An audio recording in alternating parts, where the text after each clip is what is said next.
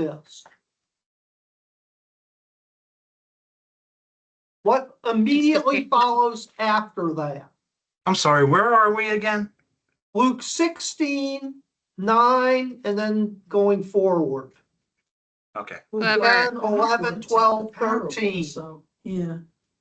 So what is the context? how do you manage what you have, essentially? It's about faithfulness. And it's about it when you go into 13, it's about what? He who's faithful with little will be Well, trusted. that's 10. When you get into 13, what? No one can serve two masters. It's about choice. So let's break this down. What would be, he says, take worldly wealth and use it to make friends where? Here on the earth. That's not what he's saying. Verse 9. Where is he saying to make friends? Well, the second half says you're going to be welcomed into heaven, so. Okay, so where is Here it on that the earth. where is it that you should be making friends with your worldly wealth? In the world? In the world. No. With God's people? No. He made friends by cutting a deal with people who owed him. Well, that's true, but that's the story. But where does he say we should be making? He's not saying do what he does. He's saying learn from his example. Where should we be making friends?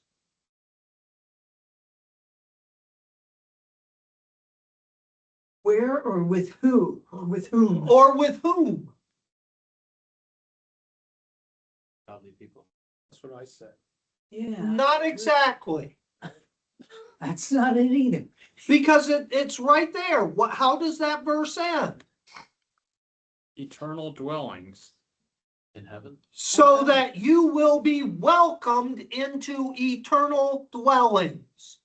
Who is it that determines your welcome in eternal dwellings? Well, God does. God does. So therefore, what should you be doing? Investing in God's kingdom. You should be investing in such a way that you make friends with the one who is going to welcome you into eternal dwellings. What would be the other alternative?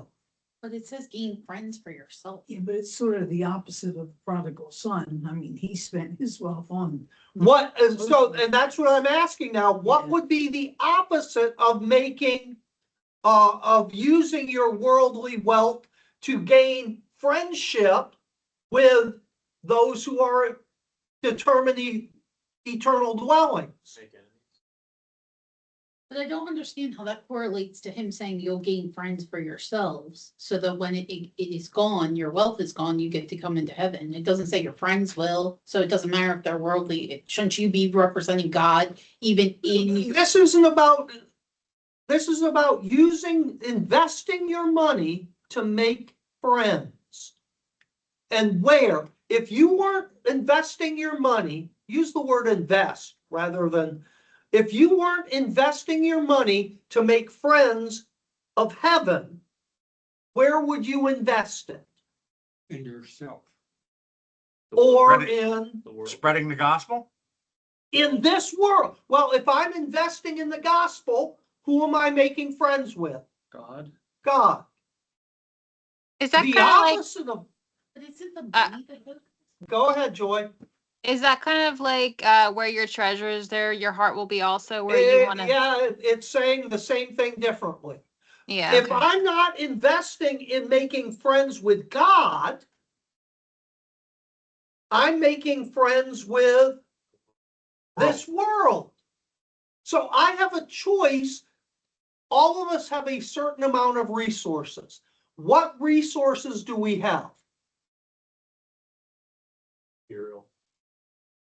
God. Holy Time. Spirit. We have time. We determine how we spend our time. What else? Possessions. Possessions. We determine how we spend our possessions. Abilities. Abilities.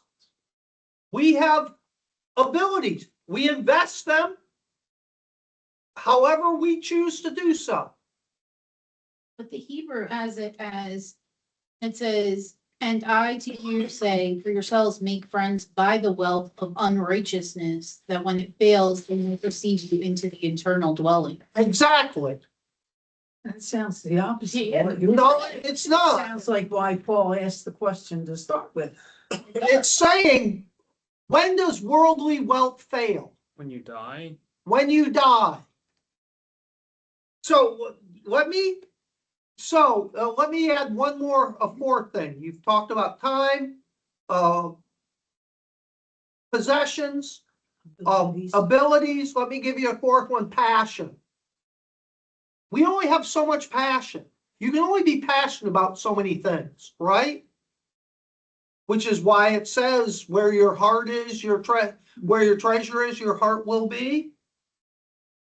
You have a limited amount of all of those things. Now, you can invest them in two places. You can invest them in this world. What would that look like? What would that look like? Material gain. Maybe it looks like gathering things, a bigger house. Where do we have that in the Bible? Don't covet. There was a man Oh, whose yeah, field your came barn and forth all that stuff, yeah. beautifully. It's in Luke 12. Yep. And he said what? Tear down the towers I haven't built bigger. I'll tear down my barns, I'll tear down my storage sheds, and I will build bigger ones, and then I'll have all I need. Not tonight, you won't. And then tonight, Your very soul will be Yeah. required. yeah, tonight you're dead. Then who gets all that stuff? So you can invest in this life. How long does that benefit you? Long as while you you're live, alive. Until you die. Sometimes not even then. you lose. Yeah. You know, there are people who are multimillionaires, but they're in a nursing home someplace. Their body shattered, their mind gone. Does that do you much good then? Just the shrewd steward couldn't tear it all. Sure. That's what this thing said. It said at the bottom, after I read the Hebrew, it says, interpretation, the verse uses a parable to teach that believers should be as shrewd with spiritual long-term goals as worldly people are with temporary financial gain. The friends are those assisted through generous, godly use of money. So essentially it's saying even though you got the money by unrighteous, like your boss isn't righteous, blah, blah, blah. Well, by unrighteous, in that context, what does unrighteous mean? It's not talking about criminal. It's not. No. It's just talking about unrighteous people. Like my job, my boss It's- isn't righteous. It's drawing a line between what? Spiritual Yeah, and physical. right. It's not that it is sinful. It is that it is not sanctified. But I can take that same wealth, abilities. Since Mabel's here, I'll use her as an example. Years ago, Mabel came in and I said, well, Mabel, why don't you, we need more help with music. Why don't you play? And do you remember that? And she said, well, you know, I do that all day long Okay, yeah. and I'm just surrounded by music all the time and I just don't want to. And what was my response? Said, isn't it great that God gave you a gift that you can use for him Yep. as well as, earn your. So- livelihood with. You can take your skill with music and you can earn an income from it. What's that? What would that be? Unrighteous. Yeah, that's investing to make friends in this world. Who does she make friends with there? Well, the kids that she teaches and maybe other teachers and the administration. But that's all worldly stuff. And when she retires, when she quits, when she moves away, what happens to all that? Gone. And certainly when you die, it's over. But you can then take. Those are they do two church choirs. But you can take that ability and also use it for spiritual things. So that when you stand in front of God, what do you hear? Well done, thou faithful servant. And see, that goes back to what parable? The talents. The talents or the minae, Luke 19 or Matthew 24, both of which are, you've been given a limited amount of things. How much do you bring in front of Jesus? That's not true. What's the difference? And this is a really important one. What is the difference between the parable of the talents in Matthew 24 and the parable of the minae in Luke 19? Well, the one, they get different amounts, and the other, they all get the same. In Matthew 24, you might want to turn there and look. What do they get? I've had professors in seminary try to tell me they're the same parable. They are not. I know a minae is a year's wages. A talent is a Yeah. year's, a minae is a much smaller amount. Right.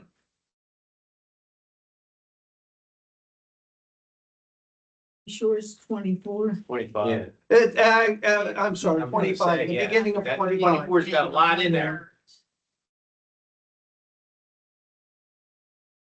I always lump 24 and 25 together because that has the 2-chapter little apocalypse. Luke Yeah. only has the one. You were So it's 5, 2, That's and 1 for that one. What? 5, 2, and 1. So one of them got 5, one of them got 2, one of them got 1. In Luke, what happens? They all get the same amount. They all got One, 19. They all got one. 1. So See, it is on his forehead. right there. Well, it was on my fingers at least. So in Luke, each got 1. In Matthew, it was 5, 2, 1. So let's talk about that. What is it that you get different of? What do you get different from me? I get different from you. You get different from each other. Abilities. Abilities. Finances.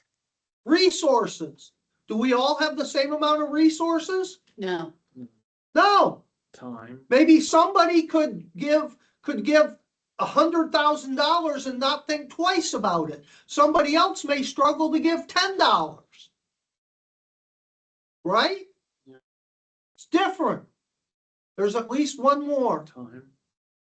How much time does everybody get? The same amount. No, Same amount. it's different. Like one person could live 10 years and our person could live 100. But time is, right now today, we're all getting 24 hours. That's all we've got. But there's a third thing. Isn't it like who you're born into, like your family? Like you could be born to a shop owner and versus. Wouldn't that be- Do we all have the same opportunities? No. No, we have different opportunities. Somebody may have, Paula, today, does Paula have the same opportunities that some of us have? Why? Is Paula on tonight? No, Health-wise. she can't leave. her Because of house. health. Yeah. Can she get out and go whenever she wants to? But most of us can get out whenever we want to, right? That's a different opportunity. Someone here's a parent with a 1-year-old child or a 6-month-old child. Do they have the same opportunities that Adam has being a college student? No. So we all have different resources, we all have different abilities, and we all have different opportunities. So Matthew is talking about those 3 things. You could add others, but they pretty well cover everything. Does that make sense? Mhm. So Yep. in Matthew's gospel, what am I expected to do? Because the first one is given 5. What does he bring back? 10.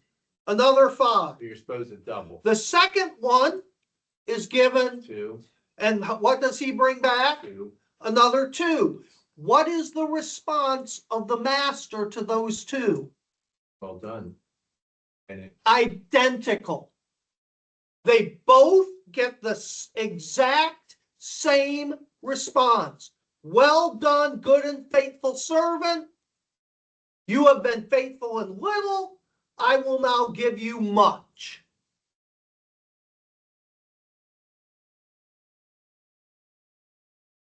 We all on that page? Yeah. Yep. So, am I going to be compared to you with how much I do with my resources, abilities, and opportunities? Who will you be judged against in those 3 areas? myself, so. Yourself. Did you do as much as you could do? But you go to Luke's gospel, and each of them get what? 1 life. 1 meaning. What is it that each and every one of us get 1 of? 1 A life. life.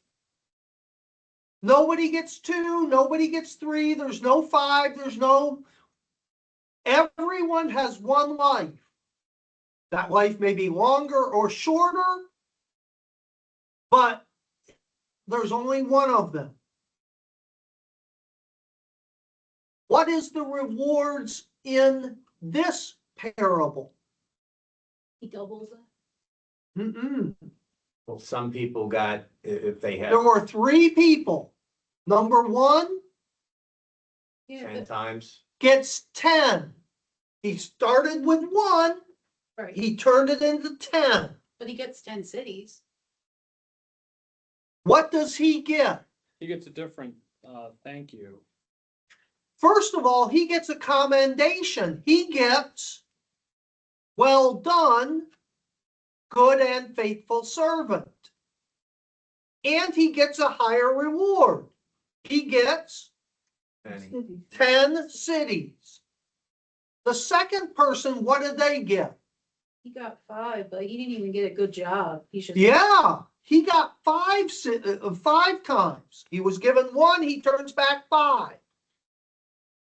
Does he get a commendation? No. No. What does he get? What does he get? 5 cities. He gets. 5 cities. He still gets a reward, but he doesn't get a commendation. Now, here's what you have to ask yourself. Why did the one get 10 and the other only get 5? They both started with 1. Because he did an extraordinary job. I mean, he did a So first, the first possibility, and these are all possibilities, is the first one worked harder. He started with the same amount, but man, he was out there go-getting it with What it. if he had better opportunity, resources, or both? No, because they both got 1. Yeah, He but, started earlier. yeah, if you. Here's the second thing. The laws of doubling says if I want to retire with $1 million, what do I have to do to retire with $1 million? Invest early. If I start at 18 and put $2,000 away for 6 years, and it gets 10% interest, I retire with a couple $1,000,000. But if I wait till 35 to start investing that $2,000, what do I retire with? 500,000. Maybe 500,000. So either the first guy worked a lot harder, or he started early, the other guy goofed around. Yeah, but how do you know that? I mean, they both were given, but with the first guy, he was like, oh, I have a buddy who does this and he's able to do all that. Because you can't speculate into, you've got to take just what's there. And what's there is they got the same offer, but they returned. So one worked harder, one worked earlier, the other one didn't. So they both get rewarded according to what they did. But the one is, you did a good job. The other one doesn't get that because he didn't do a good job. Was God unfair? No, No. God can't be unfair, correct? correct. So that guy got exactly what he should get, and he should not have gotten praise, or God would have given him praise. Because can God be unfair? No. So therefore, he didn't earn that. How? He didn't work hard, or he waited around and wasted his time. Maybe he took the first 10 years of that and invested it in worldly things, and only later started to say, I better start investing for the kingdom now. Whatever it was, he didn't do it. And then, of course, in both of them, the third person Didn't do anything. didn't do anything and is condemned utterly. So that's where we've got to come back and say, I need to start right now investing in the kingdom. And when you come back to Luke 16, he's saying, you've got to use what you've got, use your opportunities. Let me give you a perfect example. What's one of the biggest opportunities we have? Friends. The people that we are friends with, neighbors, people that we could be friends with.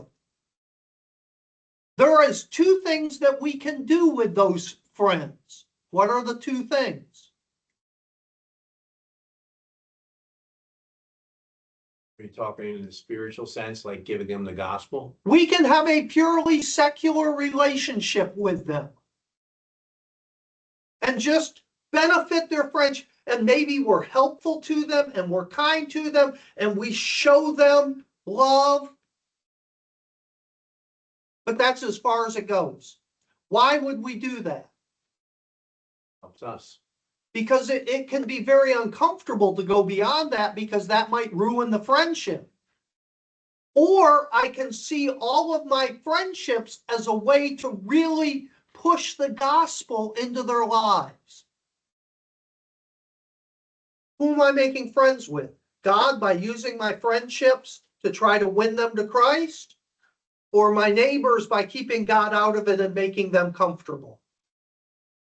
But you can only push your friend. Like, my best friend's been my best friend. She knows my beliefs. Like, at a certain point, she's just not going to be my friend if I put, like, I can't make her interested or want that desire. I know what you're saying. I know what you're saying. Yeah, I'm guilty of that very thing. Yeah, we all are. I have a friend that clearly knows where I stand, but we've had these conversations and he's okay, well, this is where I'm at. And if I can't push it any farther, this is all we They're can do. not a friend anymore. But again, do we find ways, like with what's going on right now in Europe? Do we find ways to say, have you been seeing what's going on in Europe today and how that aligns with what the Bible's been? That's why we've spent so much time talking about Daniel and Revelation, is so that you're armed with things to open up doors in a new way. That's more than they know where. That is, look at what's happening today. Finding other ways. One of the things I did years ago with a youth group, we were going down to the shore to to do witnessing on the boardwalk. And I made a statement that you can give me any statement that you want to. And I'll turn it around and find a way to come back with an opening to present the gospel. And they didn't believe me, and they tried it for 30, 40 minutes. And every one of them, I just came back with, do we have things that we can use? Now, with friends, sure. You have to sometimes ease into these things. It's different with a person that's out on the street, but do we have the tools to do that? Sure we do.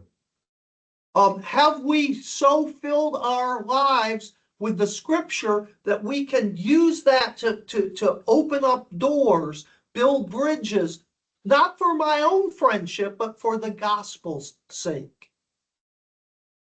Some of the people at work, I'm always trying to present some kind of thing about, do you see what's happening today? Do you understand that this is predicted in the Bible? And how far does that get you?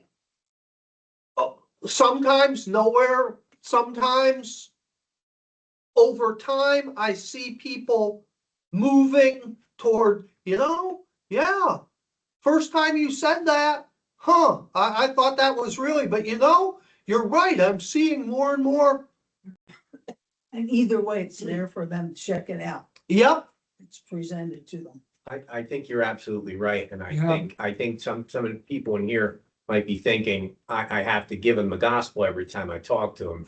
And you're saying use current events and bring it up and bring something about the Bible up and not put it on them, but just, lay it out there and see what they say. I had a very good friend. She's still my friend, but she was very much an agnostic. There is no God, or if there is, blah blah blah blah blah blah.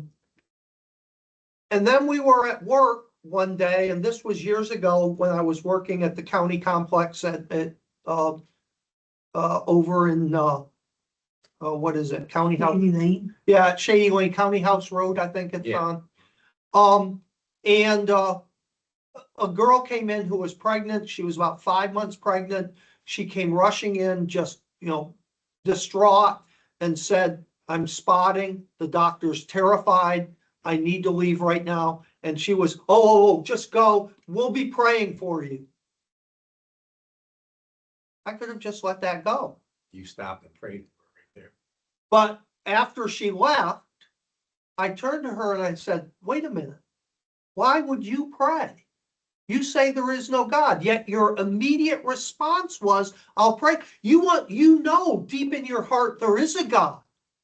And when you stop trying to analyze it, you know deep in your heart by something you can't explain that there's a God. And that's why you told her, I'll pray for you. How can you then just ignore that God that in a time of crisis? And what did she say? You always tell us this part of the story. What did she say? Nothing. She didn't have an answer. But again, my job isn't to answer for them. Right. No, I understand. I was It is curious. to give the opportunity for them, To think about it. to be presented. My best I got a friend's- question. She don't care. She Sure. don't care about hell or none of that. Did she pray? I don't know if she did. She said she He would. said, did you pray? Oh, I did. Yeah.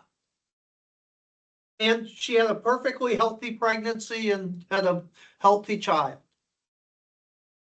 But again, just confronting people and in this day, it's not only, let me go a little deeper. We often think you need to start with Jesus died for you. That's the answer. One of the things that a group of people from New Tribes Missions, as they were going into new tribes, people who'd never been exposed to the gospel, the missionaries would go in and start with you're a sinner, Romans 3:23. And they weren't making real converts. Even if they could get people to pray a prayer or say words, they weren't forming Christians. So they went in and they started with Genesis 1:1. God made the world. And it took them a year to get up to even talking about sin. Because they had to lay a foundation. We live in a pagan culture where a lot of people aren't even ready today to hear the gospel. You need to go back and talk about things like truth. How do you know what's true and what's not true? You hear all these things on the news, and this one says this, and this one says that. How do you know what's true? How can you determine whether the Bible's true or not? Now, those are much more fundamental than are you willing to receive Jesus? But if you don't start there, remember, how does Satan keep people unsaved? It don't matter. I don't Lies. care. Ignorance, their pride, Say it again. lies. Lies. And before you can get people to believe the truth, you have to show them that what they currently believe The lie. is a lie. Sometimes we just want to hammer people with the truth. And what was it Jack Nicholson said? Can't handle the truth. You can't handle the truth. Just like that. He said, yeah. He's an easy voice to do. Most people today can't handle the truth. You have to confront their lies before you can begin to give them truth. Right, because if you just say this is the truth, how are they going to assume that what you're saying is? Yeah. You got your truth. I've got my truth. That's the like the consensus I get. Oh, all the time. So you have to begin to undermine their truth till they come to the point that they go, I don't know if I have the truth or not. Now you're at least willing to be open to looking for, is there a better truth, a true truth? And again, with a friendship, you've got time to do that. You don't have to go from here to here in one giant step. You've got to go all the little steps. And those first steps are often undermining. That's why when you're starting to present the gospel in a friendship thing, what do you want to start with? Hi, my name is. Maybe. Hopefully they know that. My cousin dated a girl for 6 months, and at the end of the 6 months, she turns to him and goes, "What's your name again?" That's usually how you end. He the made an impression, relationship. didn't he? Yeah, What was your name? that was his last date. There you go. But how should you start? Often it's questions, not answers. Why do you believe that? What do you believe about this? A lot of times that's not thought through.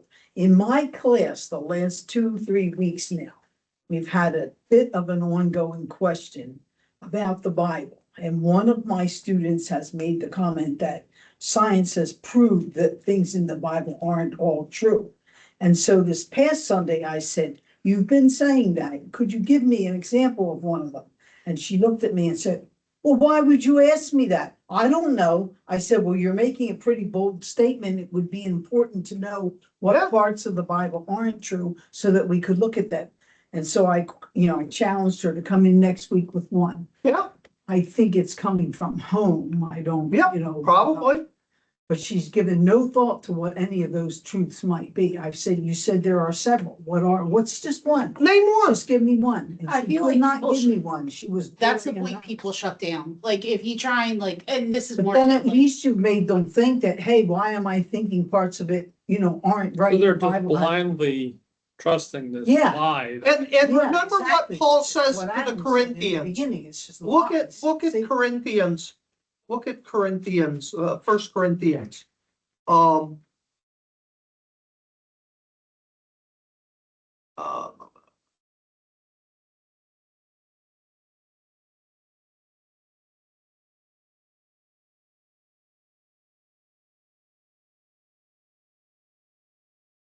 Where it gets flipped, like that's something else, like you'll enter into that conversation ready to defend, and then they'll hit you with like, well, prove the Bible's true, like a blanket, like, Right. and it's like, okay, well, that's like a 20. But I'm not the one saying it. You're the one saying it, so give me some reason for why.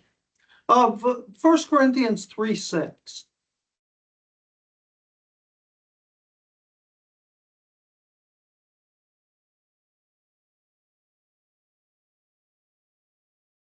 What's that say? Go ahead. No, go ahead. I planted the seed, Apollos watered it, but God made it grow. So, what's that mean? Who's Apollos? It means that we do our job and Also, then God will do his job. We're He gonna knows. see, No, it's more than that. we're He's the gonna one see in Germany. just part of it. Apollos was, could have been the author of Hebrews. Oh, okay. He he's talked about later in Priscilla and Acts Right. as the guy that was a Jewish believer but didn't know the whole story, and Priscilla and Aquila had to teach him more about the Christian faith. Yeah. What it means is we're gonna see just part of it. We're not gonna see the whole process. So Paul's saying, what was his part? he planted the seed, If it had stopped with Paul, what would have happened? but it laid down rocky soil. Nothing. But then somebody else is mentioned. Who else is mentioned? Apollos. He watered. If he'd have just come, have you ever heard the story about the county commissioner that was driving down the road and he saw these two guys out in the field? And they're going across the field and the one's got a shovel and he takes one has a mad axe and he takes the mad axe and digs out a hole. The second guy comes right behind him, takes a shovel and throws the dirt back in the hole and stomps it down. They go all the way across the field, dig a hole with a mad axe, fill it with a shovel, dig a hole all the way, and then they go into the field, come back. And he sits there and watches them for 45 minutes, back and forth across this field, dig a hole, fill a hole. Finally jumps out of his truck and goes, "What are you two morons doing? We're paying you how much?" "Oh, $32 an hour. We're union." He goes, "And you're doing what?" They go, "Don't blame us. We're union. The guy that plants the trees is sick today." Jeez. What would have happened if Apollos would have watered without Paul planting the seed? Make the ground wet. Made mud. Yeah, he'd have made mud. Nothing. So you have to have the planter. You have to have the waterer. Harvest. Then God says it took God to grow the plant. And he leaves one thing out, and that's what? Harvesting. The harvest. Somebody else had to come along behind them and do the harvesting. So then whose disciple does it end up being? Because if there's four What hands. does it matter as long Yeah, as you you're get- But then you compensating say- the but- first The person? Lord What's- knows. So You say so- we need a disciple, so that's where I get Yeah. like, So what does that mean? It means that I do whatever portion they need. Sometimes, and if I'm doing my job right, if I'm not backing off from that, sometimes I'll be the planter, sometimes I'll be It the could be- waterer. It could be a long chain. We have You don't know multiple which- jobs. Yeah, You don't Yeah. know which link you are. It's a Right. long chain. but if you're not willing to be the planter or the waterer, do you think God's going to immediately promote you to being the harvester? No. It also helps to know that you're not the total responsibility for it. You Right. just have a share in it. Right, because if you. The average person, this was 50 years ago when I got saved. 18 times. It used to be 7 to 10 times. They had to have 7 to 10 different people present the gospel to them before they would come to faith. 18. Now it probably is because the lies are so much Yeah. greater Got a point. today than they used to be. So here's the problem. Let me go back 50 years ago. 50 years ago, what were churches doing? And you could do it. You can't do it today, but they were doing it then. Knocking on people's doors. You would knock on people's doors. What did most people do? Let them in. Listen, Probably Well, not. no, I mean, not let them in, but listen. They certainly didn't let us. Most of them would slam the door. Oh, Yeah. Or maybe they take something and throw it away. What else would people do? They go out on the street and hand out tracts. What would happen to most of them? But not all of them. As Greg Laurie. Greg Laurie says, he would wad them up and shove them in his pocket like he was going to throw it out. Then he'd take them home and read them. But what would happen? Here's a person who's been given 10 tracts and they've knocked on their door 5 times and all these things. And suddenly I've got a crisis in my life. Suddenly my son was in an automobile accident and might die. it's subconsciously. Who am I going to turn to? we gave it to I'm going to turn to that church that's visit. And I had a woman here years ago, showed up at the church, knocked on the door on a Sunday morning at right as the service was starting. My son was in an automobile accident. He's in the hospital. Will you pray with me? And that opened the door for me to get into her life. God healed her son, and she ended up making a profession of faith. But that wouldn't have happened if people hadn't been planting in up to that point. Today, who's planting into people's lives? Satan.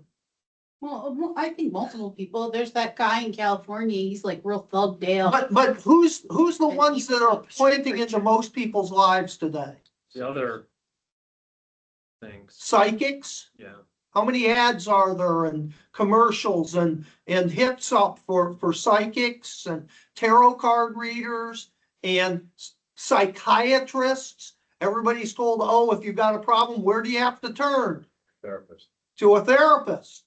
So when a person hits that crisis, do they look to Christ or do they look to who has planted into them?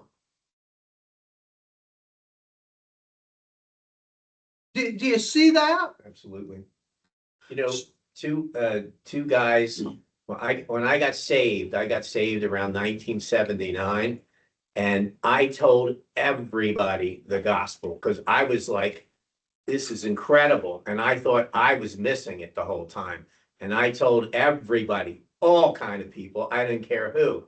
And I remember, some people thought I was nuts, that stopped hanging around with me and all. But then I got back into the world for like 10 years, over 10 years. And the Lord brought me back. I didn't come back. The Lord brought me back, believe me. And he brought me back. And when I came back, in a matter of like 2 months, 10 people got saved. 2 of them, Joe Conboy, who comes here, and my other friend, Jack, they got saved right around then. And I said to them, and I know that the Lord saves you when he's going to save you, but I said, I gave you the gospel 10 years ago. They said, well, this time we knew you believed it. That was the dip. So they heard it. It was planted all those years. And then they saw me. They saw the difference. So. And that's that consistency. Yeah. That if when we back away from those things, then people say, well, if it didn't matter enough for them, why should it matter for me? But that brings us back. Let's go back to what Paul said in Luke 16. So again, what am I using my opportunities for? Who am I trying to please when I have an opportunity? Is it my worldly friends? Is it my boss at work? Or is it the one who is going to welcome me into the eternal kingdom? When I have resources, how am I investing them? When I have passion, how am I investing it? What am I passionate about? Do I use the contacts that I make ultimately for the kingdom? Or do I say, no, I can't jeopardize my worldly relationship by bringing spiritual things into it.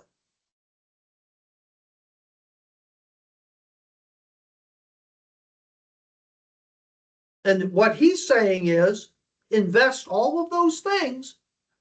Joy said, so what you're saying is he's saying the same thing that he's saying in Matthew, where he says what?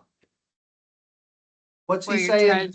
Where your treasure is, there your heart will be also. But there's something else. It's in Matthew 6. But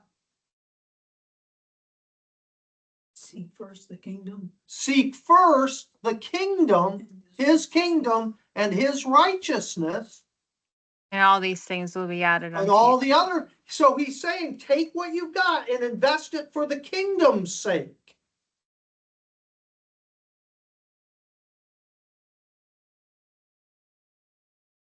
Does that make sense now, Paul?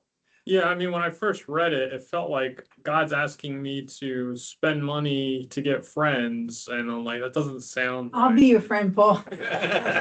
Well, but again, it's who is the friend? And then what's the first thing somebody's going to say when you say to use what you have to make friends with God? What's the first complaint that somebody's going to give? And somebody around this table did it. She said? I didn't get the question. Yeah, I did. What's the first objection? Remember, when God tells us to do things, we're all like Moses. I can't do that, God.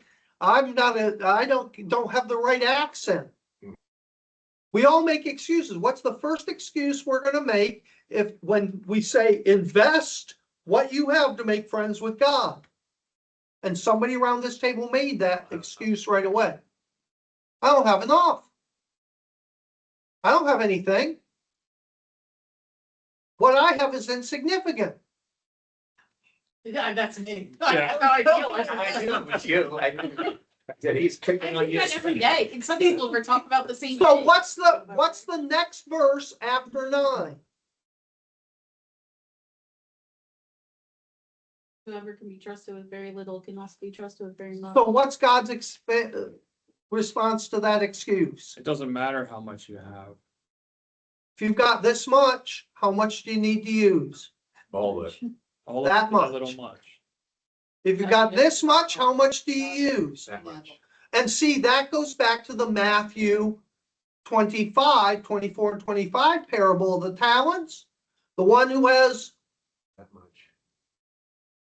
5 needs to invest for 5. The one who only has 2, That's 2. if the third man had been righteous, So who all he was had to given bring back 2. 1, what did he have to invest? One. 2. Just 1. And he would have 2. Just 1. Did he have to get 5? No, just 1. It's all he was given. So what he's saying there is, it doesn't matter how little you think you have, invest what you've got. Would you say the third one with the 1, he was basically saying, it's not gonna give me, I'll just hold it and he'll forget and then I can keep it and then I got. Maybe. But even if he wasn't, what he was saying was, it doesn't matter. I don't have 5. So my 1 doesn't matter one way or the other. You know where that it's like the same church, a different pew. I'm kind of where it gets me is sometimes when I say, there's times that I haven't given my all the time.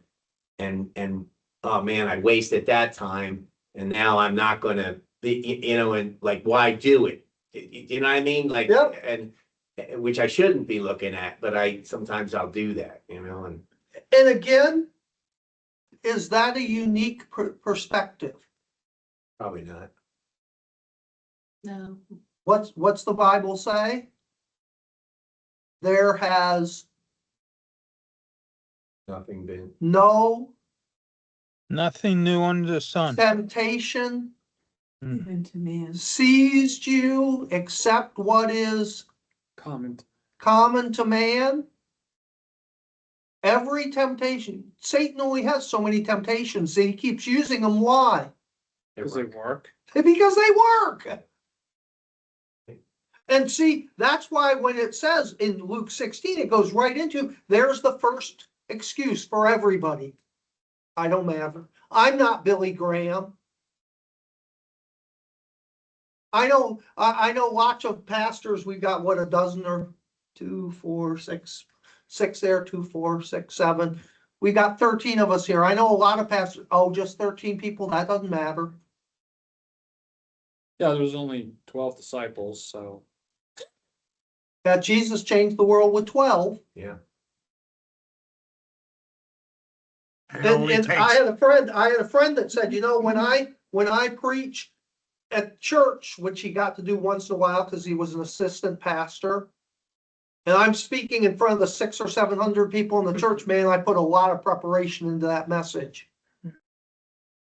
But on a weekly basis, I go and I preach at the nursing home, and they bring people in, and they're not always real attentive, and that some of them just sit there and are not cognizant of even maybe where they're at. And there's never more than 15 or 20 people come out. He says, I don't put a fraction of the preparation into preaching to them that I do when I get to preach in front of the 600 at church. Not good. And I'm not doing that to pick on them, because that's the tendency we all have. Yeah. If I had more, I'd be better, more faithful with it. And Jesus is saying, no, if you want to have more, you need to be faithful with exactly what you've got. What opportunities do you have that you can use today? Well, I only have 3 friends. Okay. They may not profess Christ tomorrow, but what can I do to move them this far towards faith? To challenge one lie that they believe, to break one stronghold of Satan in their life. What is the first thing somebody says to you when they haven't seen you in a while? What's new? Yep. Right? And you come here, you give us a lot, and your number one job is not evangelism, it's to feed the flock. You evangelize too. But our job is to evangelize, to bring people. And you give us a lot of fodder to do that. And Just a gross example, but it's very true. Who makes more sheep? Who makes sheep? Sheep. Sheep. Yeah, that followers, right? Sheep. Who makes do shepherds make sheep? No. No, sheep. What's the job of shepherds? Guard the sheep. What's the job of shepherds? Feed the sheep. lead the sheep. To make more shepherds. Shepherds are to reproduce shepherds. Sheep are to reproduce sheep.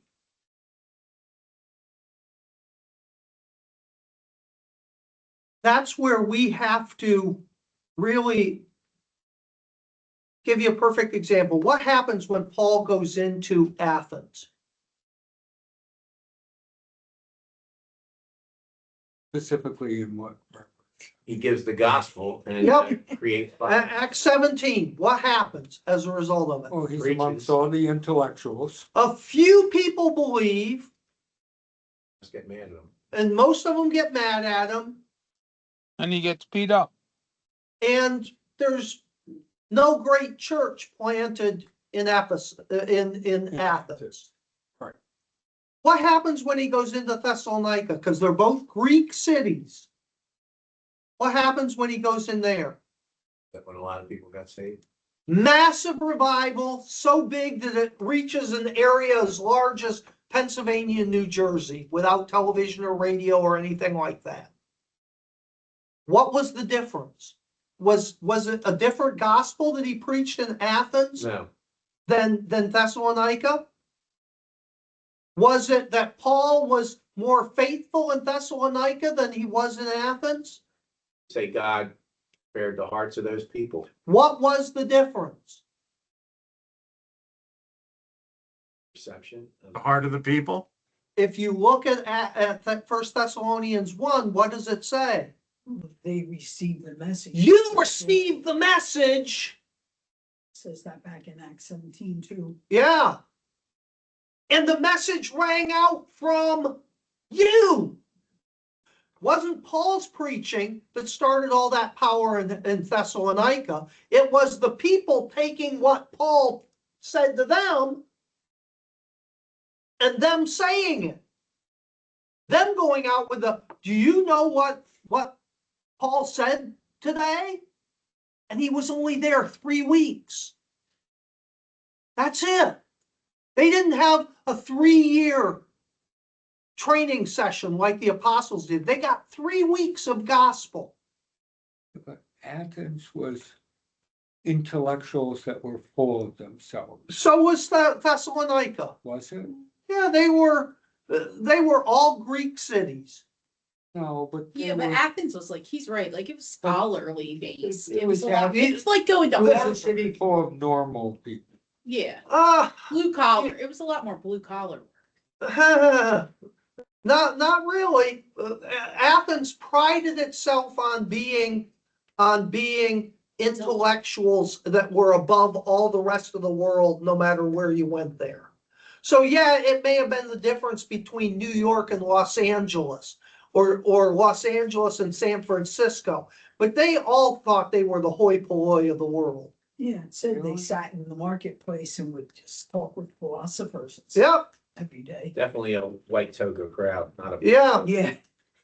But again, it comes down to, my point is that it was not Paul's preaching that made the difference. It was the response of the hearers to his preaching that made the difference. God determines how far his kingdom goes, not once the person has preached the gospel, not on their preaching, but on the faithfulness of the people who hear to turn around and take it and multiply. So wouldn't that be God doing that? Like the hearts, he Oh, worked on the hearts of those. But we can't just sit back. We can't use, well, God hasn't done it.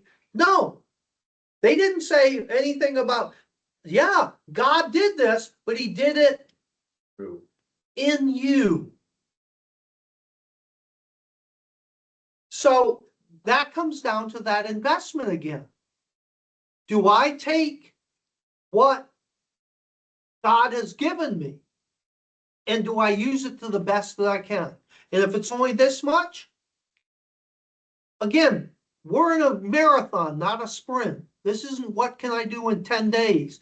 This is how can I structure my life around trying to impact people in the long term. You know, you've been talking about a lot of end times right now. And I think there's a lot of people in the world, you know, looking at it, that it's in flux. And you could say, you know, somebody brings something up about it, they can bring it up. And you can say, it's interesting, we were just studying that in the Bible the other day and how this, and just mention it, lay it out there and don't say anything. And a lot of times they'll ask more. Well, what does it say? Well, here's what. And that's where getting them to ask questions or asking questions of them that provoke them to. I've got several people to watch your, you know, you on YouTube now, just telling them, oh, you want to see this, you know, listen to this, and they do, so. What you said about the, how it took 10 years for your friend. There's a guy I follow on Instagram and he was a gangster in like Cali. And he's now a street preacher, but he was on the streets with his thug friends and a preacher was preaching to him. And he ended up like taking the Bible and pistol whipping the pastor and just being like, aha, look at your God now, and took the Bible home. Threw it on his nightstand, continued to drink, womanize, do cocaine off of it. And like my dad said, something bad happened to him. And he was at the bottom of a bottle and he turned and there was that dusty Bible and he opened it, and through that he got saved. And that's his testimony. And he street preaches in like LA. The guy that led me to the Lord, I was cutting him up for carrying the Bible in work. He was bringing his Bible in work. I'm making fun of him. Not real bad, but I just said, oh, you know, and he just smiled at me. And then like 3 days later, I was working with him and I brought something up. I saw this movie called The Late Great Planet Earth a couple of years ago. He started naming what was going on and I started getting more and more afraid as he told me. And he led me to the Lord. So the bottom line here is, how am I investing my life? Yeah. Am I investing my life to please this life? And when I'm done with this life, it's all gone. Or am I investing my life that whether I see a great return of the worldly things or not, my return is going to be the day I die and get a rich welcome into the eternal kingdom.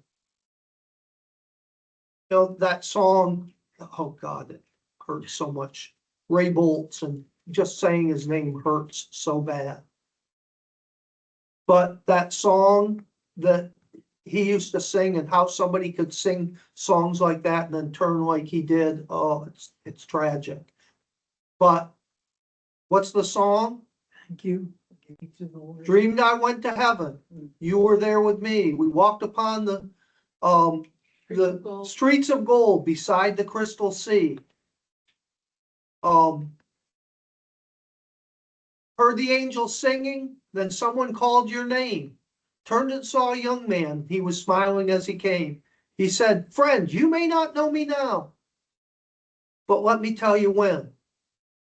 And they go on about these people that, you know, was in a Sunday school class or was out on the street or was a person in another country. And this guy gave money for a missionary. And because of what you did, here I am.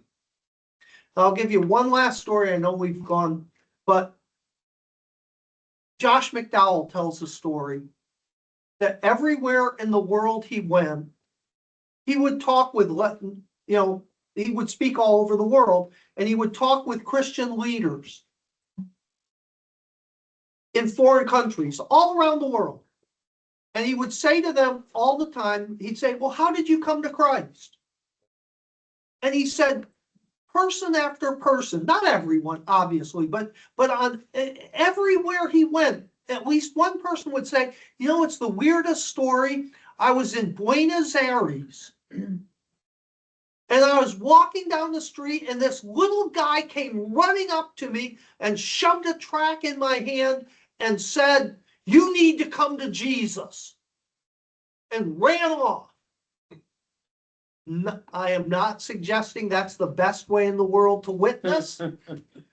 But he said literally dozens and dozens and dozens of influential Christian leaders who are impacting the church around the world would say, this little guy came running up to me. So one time he was preaching in Buenos Aires. So he went to the street. They told him the name of the street. He went to that street and just started walking up and down the street. And nobody came out and approached him. And he walked up and down the street for an hour or two and nobody came. And so he went to people and he said, I have friends that came here and they said there's this little guy that comes running out and they go, oh yes, he's such a, he goes, where is he? He goes, oh, he's ill. He's not doing well. Here's his home address. He went to the house. The person who was caring for him let him in. The man was literally dying. He was on his deathbed.